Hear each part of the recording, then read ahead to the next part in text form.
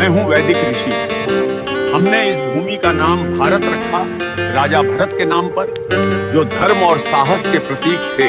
यही नाम आज तक जीवित है। मैं हूँ पुराणों का भूगोलविद।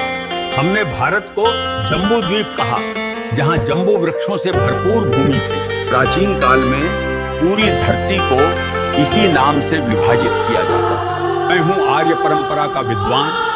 उत्तर से दक्षिण तक फैली इस भूमि को हमने आर्यावर्त कहा। धर्म, ज्ञान और संस्कृति का वास था। मैं हूँ फारसी यात्री। हमने सिंधु नदी को हिंद कहा और इस भूमि को हिंदुस्तान। यही नाम सदियों तक चलता रहा। मैं हूँ यूनानी भूगोलविद। हमने सिंधु नदी को इंडोस कहा और पूरी भूमि को इंडिया। यही नाम ब्रिटिश काल में आधिकारिक बन गया। मैं हूँ प्राचीन व्यापारी। भारत की सोने जैसी भूमि के कारण हमने इसे सुवर्ण भूमि कहा।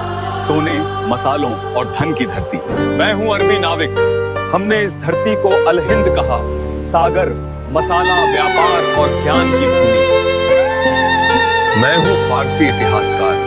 हमने इस देश को हिंद कहा, जो सिंधु नदी से निकला नाम है। मैं हूँ पुराणों का कथावाचक। इस उपमहाद्वीप को हमने भरतखंड कहा, राजा भरत की विशाल भूमि। मैं हूँ चीन का भिक्षु यात्री। हमने भारत को जिहोनगना कहा, ज्ञान और आध्यात्मिकता की भूमि के लिए। मैं हूँ प्राचीन चीनी इतिहासकार। हमने भारत को यिंगतू कहा, महान धर्म, संस्कृति और व्यापार की भूमि। मैं हूँ सुश्रुत 600 ईसा पूर्व का शल्य चिकित्सक। मैंने नाक, कान और त्वचा की सर्जरी विकसित की, जिसे आज प्लास्टिक सर्जरी कहा जाता है। मेरी पुस्तक सुश्रुत संहिता में 300 से अधिक शल्य तकनीकें लिखी हैं। यही भारत की सर्जरी परंपरा की नींव है। मैं हूँ चरक आयुर्वेद का आचार्य। 100 ईसा पूर्व मैंने लिखा था कि बीमारी का इलाज सिर्फ दवा से नहीं होता है।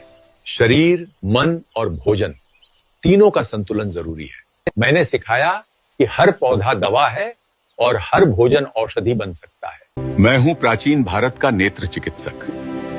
800 ईसा पूर्व हम मोतियाबिंद की सर्जरी करते थे। एक पतली सलाई से आंख की धुंधली परत हटाकर दृष्टि वापस लौटा देते थे। इस तकनीक ने हजारों लोगों की रोशनी बचाई।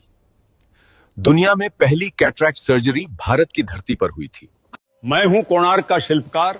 हमने सूर्य मंदिर को इस तरह बनाया कि हर पहिया एक सटीक घड़ी की तरह समय बताता है। आज भी सूरज की किरणें हर घंटे पर ठीक इसी कोण से गिरती हैं, बिना किसी आधुनिक गणना के। मैं हूं भारतीय वास्तुकार।